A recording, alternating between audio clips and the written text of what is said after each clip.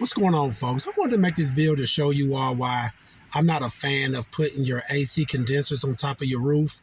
As you can see right here, I had a guy that called me, wanted to know if I could help with his AC condenser that was on top of his roof on a platform.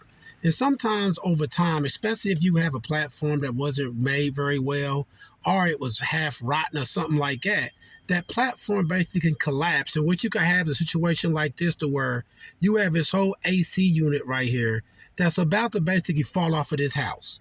And hopefully nobody will be up underneath it when it falls, because that could definitely kill somebody.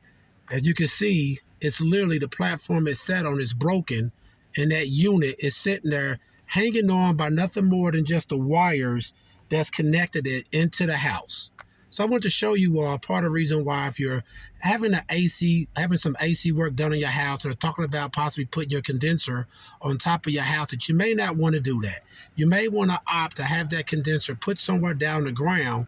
That way you don't run into a problem like this, to where whether it be because of the wood is rotten, or it's old wood, and that platform was a collapse, you can have an issue just like this that definitely can be a life-threatening situation.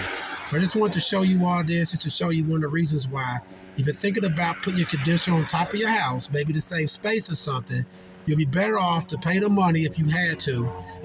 Basically, if it costs a little more, to go ahead and put it somewhere down on the ground versus on top of the roof. And if you can see that right there, that is a very dangerous situation right there with that AC unit. All right, please check out our other helpful videos. Please like, subscribe, and share it. Thanks.